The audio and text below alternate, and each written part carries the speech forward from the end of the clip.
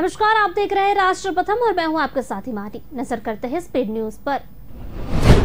प्रधानमंत्री नरेंद्र मोदी ने कराहल में स्व सहायता समूह सम्मेलन में कहा, अगर मेरे जन्मदिन पर कोई कार्यक्रम नहीं रहता तो मैं अपनी मां के पास जाता और उनके चरण छूकर उनके आशीर्वाद लेता। मैं अपनी मां के पास नहीं जा सका, लेकिन जब मेरी मां देखेगी कि मध्य प्रदेश के आदिवासी अंचल की लाखों माताएं मुझे आशीर्वाद दे रही हैं, तो उनकी जरूर संतोष प्राप्त होगा। प्रधानमंत्री नरेंद्र मोदी कुनोनेश्वर पार्क में चीते को छोड़ने के बाद हेलीकॉप्टर से कराहल श्योपुर पहुंचे थे। यहां महिला स्व सहायता समूह के सम्मेलन में शामिल हुए। प्रधानमंत्री योजना के तहत 4 कौशल केंद्र का लोकार्पण किया। ये योजनाएं विशेष रूप से कमजोर जनजातीय समूह पीवीटी के लिए काम करेगी।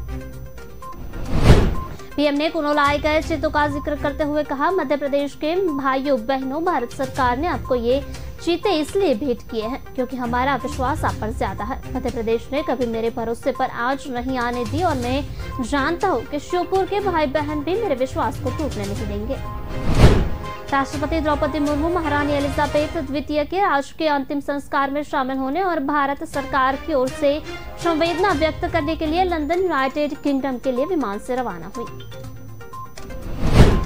पश्चिम बंगाल के नॉर्थ 24 परगना से बड़ी खबर सामने आ रही है, जहां टीटागढ़ की फ्री हाई स्कूल की छत पर बम फटने की खबर मिली है। एक रिपोर्ट के अनुसार इस धमाके में बिल्डिंग की छत गिर गई है। स्कूल बैरकपुर औद्योगिक क्षेत्र के पास स्थित है। पुलिस मौके पर पहुंच गई है और जांच कर रही है कि बम किसी ने बाहर से फेंका या छत पर रखा था। टीएमसी सांसद अर्जुन सिंह ने भी राज्य का दौरा किया और इसे दुर्भाग्यपूर्ण घटना करार दिया। बताया जा रहा है कि अभी तक किसी के हताहत होने की सूचना नहीं है। इस घटना के बाद भाजपा के राष्ट्रीय अध्यक्ष जेपी नड्डा राज्य के दौरा को लेकर सुरक्षा बढ़ा दी गई है। भाजपा की नबन्ना मार्च के दौरान हुई हिंसा के मद्देनजर नड्डा ने घटना की जांच के लिए 5 सदस्यीय समिति का गठन किया है। दिग्गज चुनावी रणनीतिकार प्रशांत किशोर पर जनता दल यूनाइटेड के राष्ट्रीय अध्यक्ष राजीव रंजन उर्फ ललन सिंह ने निशाना साधा है। साथ ही उन्होंने प्रशांत किशोर को जदयू में शामिल करने की कोशिशों को लेकर चल रही अटकलों को भी खारिज कर दिया है।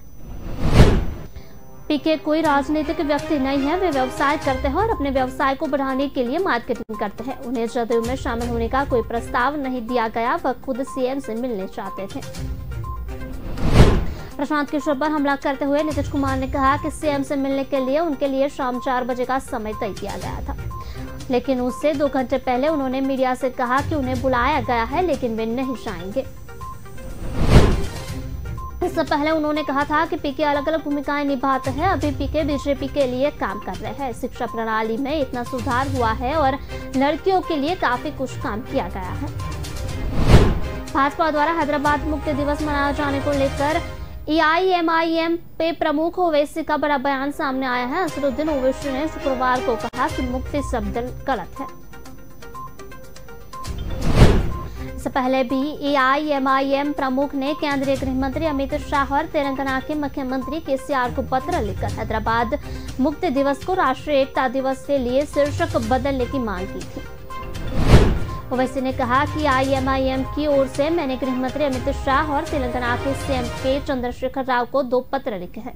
इस पत्र में राष्ट्रीय एकता दिवस वाक्य मुक्ति से अधिक उपयुक्त हो सकता है। ओवैसी की यह टिप्पणी 17 सितंबर को तेलंगाना में क्षेत्र की मुक्ति और हैदराबाद मुक्ति दिवस के प्रस्ताव के 75 साल पूरे होने का जश्न मनाने के केंद्र के फैसले के चलते आई है। प्रधानमंत्री नरेंद्र मोदी दुनिया के दूसरे ऐसे राजनेता हैं जिनके सोशल मीडिया प्लेटफॉर्म ट्विटर पर सबसे ज्यादा फॉलोअर्स है। आज की तारीख में मोदी के 8 करोड़ 25 लाख से भी ज्यादा ट्विटर फॉलोअर्स है। मोदी से ज्यादा सिर्फ अमेरिका के पूर्व राष्ट्रपति बराक ओबामा के फॉलोअर्स है। बराक ओबामा ने अभी 13 करोड़ 32 लाख के करीब फॉलोअर्स है। बराक ओबामा ने मोदी से 2 साल पहले ट्विटर पर अपना अकाउंट बनवाया था। ओबामा ने 2007 में, जबकि मोदी ने ट्विटर अकाउंट जनवरी 2009 में बनाया था। शुरुआत में उनके ट्विटर अकाउंट का यूजर नेम @नरेंद्र मोदी था, जिसे 13 अक्टूबर 2009 की बदलकर @नरेंद्र मोदी किया गया था। बताया जाता है कि अभिषेक देसाई मोदी का सोशल अकाउंट सोशल मीडिया संभालते हैं। उस वक्त नरेंद्र मोदी गुजरात के मुख्यमंत्री थे। एक साल में बतौर गुजरात के मुख्यमंत्री नरेंद्र मोदी ने कुल 50 ट्वीट किए थे। इनमें से ज्यादातर पर केवल 1 या 2 लाइक्स मिले हैं। मोदी पहले भी ट्विटर यूजर्स को रिप्लाई करते थे। 13 जुलाई 2009 को पहली बार उन्होंने विश्वास रक्षणा नाम के एक यूजर को रिप्लाई किया था। दरअसल मोदी ने किसी कार्यक्रम के बारे में गुजराती भाषा में जानकारी दी थी। प्रधानमंत्री नरेंद्र मोदी फेसबुक, यूट्यूब और इंस्टाग्राम पर भी काफी सक्रिय हैं। इंस्टाग्राम पर उनके 70 मिलियन फॉलोअर्स है और मोदी के यूट्यूब पर 12 मिलियन सब्सक्राइबर, वहीं फेसबुक पर 40 मिलियन फॉलोअर्स है। तेलंगाना के मुख्यमंत्री के चंद्रशेखर राव ने शनिवार को आरोप लगाया है कि देश और तेलंगाना में सांप्रदायिक ताकतें समाज को बांटने और लोगों में नफरत फैलाने की कोशिश कर रही हैं। तेलंगाना राष्ट्रीय एकता दिवस पर राष्ट्रीय ध्वज फहराने के बाद एक सभा को संबोधित करते हुए राव ने कहा कि अगर धार्मिक कट्टरता बढ़ती है तो यह राष्ट्र के जीवन को नष्ट कर देगी और इसके परिणाम स्वरूप मानवीय रिश्ते बिगड़ेंगे। लोगों के बीच इस तरह का विभाजन किसी भी तरह से उचित नहीं है। उन्हें दावा किया कि ये ताकतें जिनका 17 सितंबर को ही ऐतिहासिक घटनाओं से कोई संबंध नहीं है, तेलंगाना के उज्जवल इतिहास को क्षुद्र राजनीति से विकृत और प्रदूषित करने की कोशिश कर रही है। राव की यह टिप्पणी केंद्रीय गृह मंत्री अमित शाह द्वारा शहर में कई और हैदराबाद मुक्ति दिवस समारोह के मौके पर परेड मैदान में राष्ट्रीय ध्वज फहराने के कुछ मिनट बाद आई है। केसीआर ने कहा कि तेलंगाना समाज सक्रिय रूप से सबसे बौद्धिक तरीके से प्रतिक्रिया करता है। वही सक्रियता और बुद्धि फिर से दिखानी चाहिए। देश के ताने बाने को तोड़ने की कोशिश कर रही इन दुष्ट और भ्रष्ट ताकतों के कपटपूर्ण प्रयासों को विफल किया जाना चाहिए। उत्तर प्रदेश के अपर मुख्य सचिव गृह रहे अवनीश अवस्थी रिटायरमेंट के 1 महीने के अंदर ही मुख्यमंत्री योगी आदित्यनाथ के सलाहकार बन गए हैं। शनिवार को इस बाबत को आदेश भी जारी किया गया था। अवस्थी के सलाहकार बनाए जाने के बाद कई तरह की चर्चाएं शुरू हो गई। सवाल उठ रहा है कि आखिर योगी ने अवस्थी को ही अपना सलाहकार क्यों बनाया, इसके सियासी मायने क्या है। अवस्थी की नियुक्ति 28 फरवरी 2023 तक के लिए है। ऐसे में इसके बाद वह क्या करेंगे।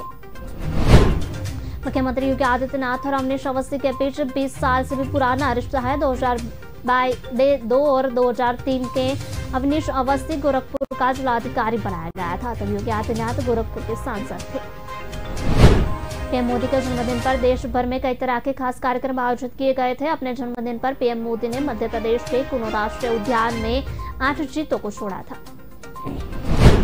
नामीबिया से 8 चीतों को लेकर विशेष मालवाहक विमान से ग्वालियर लाया गया। इसके बाद इन्हें चिनूक हेलीकॉप्टर से किनो राष्ट्रीय उद्यान ले जाया गया। पीएम मोदी ने कहा कि इन चीतों के जरिए हमारे जंगल का एक बड़ा शून्य भर रहा है। हमारे यहाँ बच्चों को चीतों के बारे में ज्यादा कुछ पता नहीं है। नरेंद्र मोदी ने कहा कि कुनो नेशनल पार्क में इन चीतों को देखने के लिए लोगों को धैर्य दिखाना होगा और कुछ महीने तक का इंतजार भी करना होगा। ये चीते इस इलाके में अनजान मेहमान बनकर आए हैं, इसलिए इनको यहाँ पर थोड़ा वक्त देना होगा। इस दौरान पीएम मोदी ने कहा कि चीतों के साथ भारत की प्रकृति प्रेरणा तेजी से जागृत होगी। मुझे विश्वास है कि यह चीते न केवल प्रकृति के प्रति जिम्मेदारियों को बोध करवाएंगे बल्कि हमारी मानवीय मूल्यों से भी अवगत करवाएंगे। हिमाचल प्रदेश कांग्रेस के वरिष्ठ नेता रामलाल ठाकुर ने प्रदेश कांग्रेस के उपाध्यक्ष पद से त्यागपत्र देने की घोषणा की है। रामलाल ठाकुर नैना देवी से विधायक भी है। हिमाचल प्रदेश कांग्रेस कमेटी के प्रमुख नेताओं की ओर से चुनाव के अलग अलग बयानबाजी से नाराज पूर्व मंत्री, पीसीसी उपाध्यक्ष एवं नैना देवी के विधायक रामलाल ठाकुर ने प्रदेश कांग्रेस कमेटी के उपाध्यक्ष पद से त्यागपत्र देने का ऐलान कर दिया है। उन्होंने शुक्रवार को बातचीत में कहा कि वह चुनाव प्रबंधन कमेटी के अध्यक्ष पद व राष्ट्रीय कांग्रेस कमेटी के सदस्य के तौर काम करते रहेंगे, जिसके लिए वह कांग्रेस की राष्ट्रीय अध्यक्ष सोनिया गांधी के आभारी हैं। वह यहाँ पर एम्स बिलासपुर सहित अन्य मुद्दों को लेकर बातचीत कर रहे थे कि अचानक ही उन्होंने त्यागपत्र का ऐलान कर दिया और मुख्यमंत्री के चेहरे को लेकर चल रही खींचतान को लेकर भी कांग्रेस की कार्यप्रणाली को सही नहीं ठहराया। उन्होंने कहा कि वह 1972 से संगठन की सेवा कर रहे हैं और आगे भी करते रहेंगे। अब तक पार्टी में कई आए और कई चले भी गए, लेकिन रामलाल ठाकुर ने उनमें से नहीं है। वह कांग्रेस पार्टी के सच्चे सिपाही हैं। केंद्रीय गृह मंत्री अमित शाह ने शनिवार को हैदराबाद मुक्ति दिवस पर आयोजित समारोह को संबोधित किया। उन्होंने हैदराबाद की मुक्ति का श्रेय सरदार वल्लभ भाई पटेल को दिया है। उन्होंने कहा कि प्रधानमंत्री नरेंद्र मोदी ने इस दिन को मनाने का जश्न ही ऐलान कर दिया, वैसे हैदराबाद के लोग तुरंत तैयार हो गए। साथ ही उन्हें लोगों पर हमला बोला जिन्होंने हैदराबाद मुक्ति दिन मनाने के वादे तो किए लेकिन उसको पूरा नहीं कर पाए। गृह मंत्री अमित शाह ने कहा, आज हैदराबाद मुक्ति दिवस मनाने का उद्देश्य स्पष्ट है कि इस मुक्ति का आंदोलन की कहानी को नई पीढ़ी तक पहुंचाना है। गृह मंत्री ने कहा, इस क्षेत्र में ये मांग थी कि हैदराबाद मुक्ति दिवस को सरकार की अनुमोदन के साथ मनाया जाए, मगर दुर्लभ की बात है कि 75 साल चले गए जिन्होंने यहाँ पर शासन किया, उन्होंने वोट बैंक की राजनीति के कारण हैदराबाद मुक्ति दिन मनाने का साहस तक नहीं किया। उन्होंने आगे बताया कि वादे तो अनेक लोगों ने किए मगर सत्ता पर आते ही राजनेताओं के डर से पलट गए। आज मैं प्रधानमंत्री नरेंद्र मोदी को बधाई देना चाहता हूं जिन्होंने निर्णय किया कि हैदराबाद मुक्ति दिवस को मनाया जाएगा। उत्तर प्रदेश के उप मुख्यमंत्री केशव प्रसाद मौर्य ने खास बातचीत की है। उन्होंने मौजूदा उत्तर प्रदेश की राजनीति सहित कई मुद्दों पर चर्चा भी की। इस इंटरव्यू में उन्होंने बड़ी बेबाकी से हर सवाल का जवाब भी दिया है।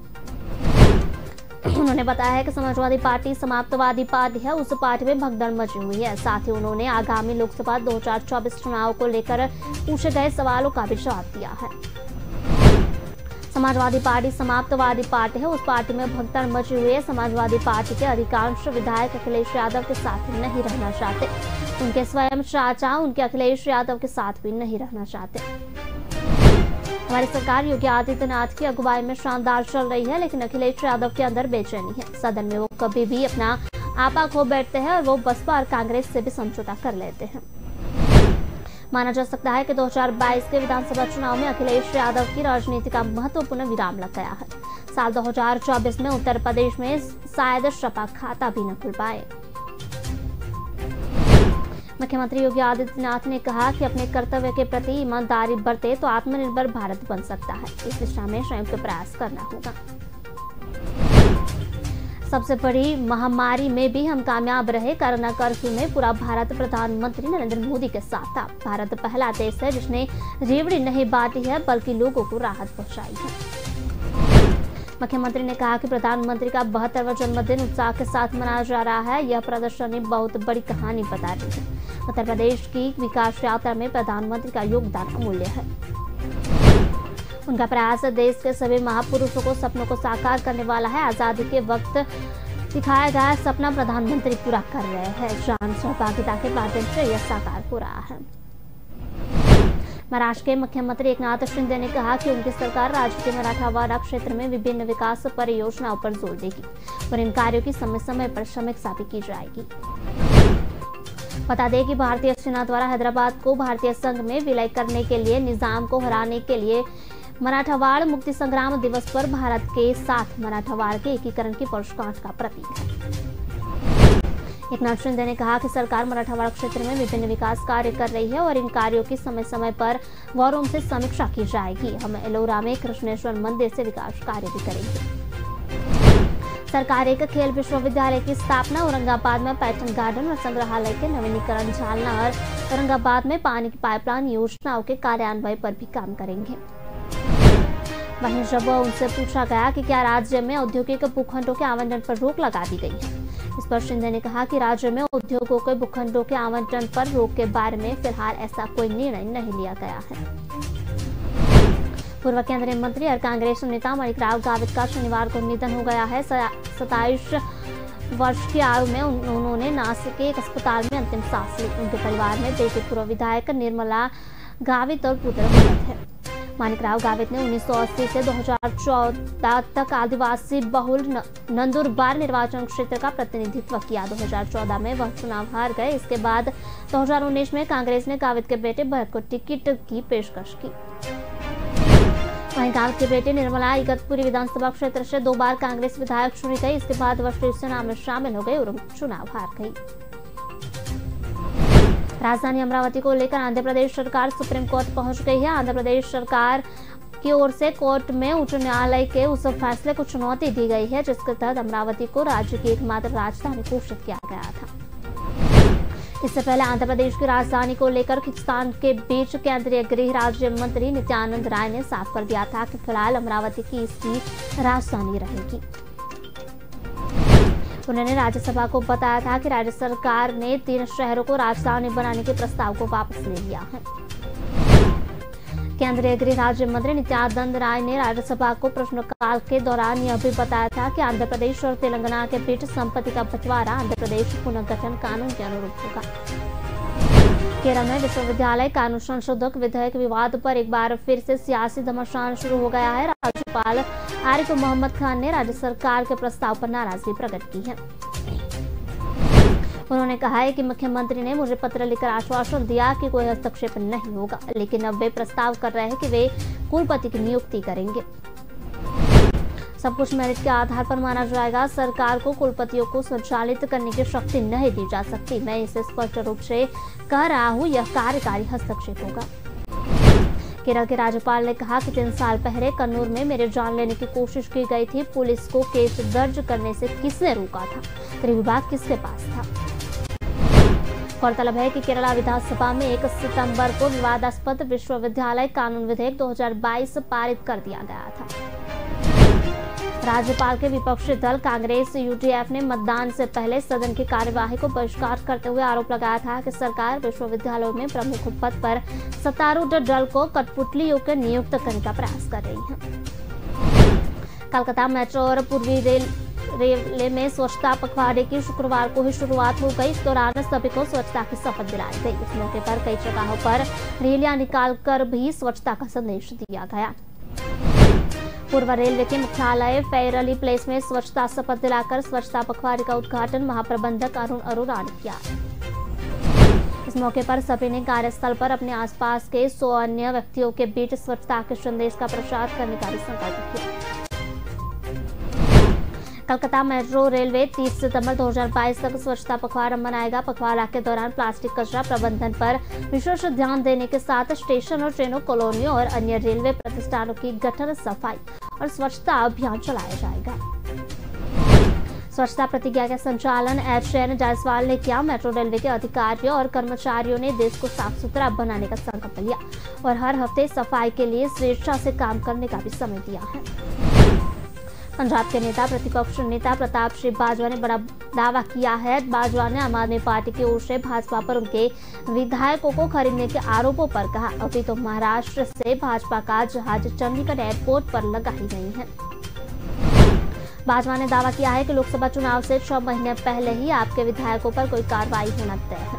प्रताप बाजवा सरकार के 6 महीने पूरे होने पर सरकार की कारगुजारी को लेकर मीडिया कर्मियों से बात कर रहे थे। जब बाजवा ने यह पूछा कि वित्त मंत्री हरपाल चीमा ने आरोप लगाया है कि कांग्रेस अपने विधायकों को संभाले जो गोवा में भाजपा में चले गए हैं, इस बात पर बाजवा ने कहा कि लगता है कि चीमा को अपने चश्मे का नंबर बदलवाना पड़ेगा, क्योंकि उन्हें यह याद ही नहीं कि उनके विपक्ष के नेता सुखपाल सिंह खैरा सहित 10 विधायक कांग्रेस में शामिल हो गए हैं। बाजवा ने कहा कि विधायकों की खरीदो फरोख्त एक गैर लोकतांत्रिक तरीका है जिसके जांच सिटिंग जज से करवाई जाए, साथ ही में इसके विधानसभा की कमेटी भी शामिल हो। उन्होंने मुख्यमंत्री भगवंत मान से पूछा कि जिस ऑडियो टेप के आधार पर स्वास्थ्य मंत्री विजय सिंह को कैबिनेट से निकाला गया था, उस ऑडियो टेप को सार्वजनिक कब करोगे? देश के हर चमकते शहर के सिर पर पड़ रहे कचरे के पहाड़ को बोझ को उतारने की योजना बनाई गई है। देश भर में शहरों में 3000 से ज्यादा डंपिंग ग्राउंड से 130 करोड़ टन कचरे को हमेशा के लिए साफ कर इस जमीन को शहर के लिए फिर से एक बार मुहैया करवाया जाएगा। Centre for science and environment ने बृहस्पतिवार को देश को मुक्त भारत बनाने की रूपरेखा पेश की। सरकार ने इन डंपिंग ग्राउंडों को स्वच्छ व उपचारित करने के लिए 1 लाख से भी ज्यादा करोड़ रुपए की आवंटित किए हैं। सीएसए ने शहरों को कचरा मुक्त करवाने के लिए 3 दस्तावेज पेश किए हैं। इनमें से स्वच्छ भारत 2.0 को का स्वास्थ्य समर्थन करने के लिए विरासती कचरा प्रबंधन, डंपिंग साइट उपचार टूल किट एवं शहरों को ठोस कचरा कार्य योजना पेश की गई है। विरासती कचरे पर सीएसए ने महानिदेशक सुनीता नारायण ने कहा कि यह शब्द स्वच्छ भारत अभियान 2.0 के चलते चर्चा में आया है, जिसके मुताबिक यह तय किया गया है कि भारत के शहरों के सभी पुराने डंपिंग ग्राउंड को साफ होने चाहिए। इसके साथ ही डंपिंग ग्राउंड के जमीन उपयोगी बनाने और वहां फिर से कचरा जमा करने नहीं होने का प्रबंध करना होगा। कश्मीरी पंडितों के 19 साल पुराने नादी मार्ग सामूहिक नरसंहार के मामले में 11 साल बाद जम्मू और कश्मीर व लद्दाख उच्च न्यायालय में वीरवार को सुनवाई शुरू होगी। न्यायमूर्ति विनोद चटर्जी कौल की पीठ ने पुनरीक्षण याचिका पर आगे की सुनवाई के लिए 27 सितंबर की तारीख निर्धारित की है। इस वर्ष 25 अगस्त को उच्च न्यायालय ने अपने 21 दिसंबर 2011 के आदेश को वापस ले लिया था, जिसके आधार पर उसने 9 फरवरी 2011 को प्रधान सत्र न्यायाधीश सोपिया के एक आदेश को बरकरार रखा था। गवाहों के घाटी छोड़ने की वजह से इस मामले में ट्रायल रुक गया था, जिसके पुनर्विचार याचिका को पहले सत्र न्यायालय और फिर 2 बार हाईकोर्ट ने खारिज कर दिया था। याचिका में सुप्रीम कोर्ट ने सुझाव पर सरकार ने फैसला वापस लेने की याचिका दायर की, जिस पर हाईकोर्ट ने न्यायाधीश संजय धर ने पुनर्विचार याचिका खारिज करने के आदेश को वापस ले लिया। दिल्ली सरकार की भ्रष्टाचार निरोधक शाखा एसीबी ने आप विधायक अमानतुल्लाह खान को वक्फ बोर्ड में 32 लोगों की गैरकानूनी रूप से भर्ती कराने के मामले में शुक्रवार को उनका घर पर छापा मारा।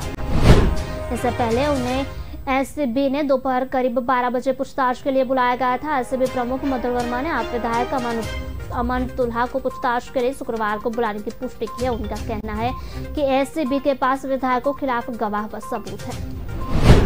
एसीबी के अधिकारियों के अनुसार विधायक के खिलाफ एसीबी में एफआईआर दर्ज की गई है। विधायक खान पर आरोप है कि उन्हें वक्फ बोर्ड का चेयरमैन रहते हुए 32 लोगों के गैरकानूनी रूप से भर्ती की गई है। इसके अलावा उन्होंने वक्फ बोर्ड की प्रॉपर्टी को गैरकानूनी तरीके से किराए पर दिया। उन पर यह भी आरोप लगा है कि उन्हें बोर्ड के खाते से हेराफेरी पर पैसे निकाले। केंद्रीय जांच ब्यूरो सीबीआई की टीम हरियाणा बीजेपी नेत्री सोनाली फोगाट की मौत की जांच के लिए दिल्ली से गोवा पहुंच गई है। केंद्रीय एजेंसी की टीम उत्तरी गोवा में अंजुना पुलिस थाने और मामले से जुड़े अन्य स्थानों का दौरा करेगी, साथ ही हत्या से जुड़े साक्ष्य को भी जुटाएगी।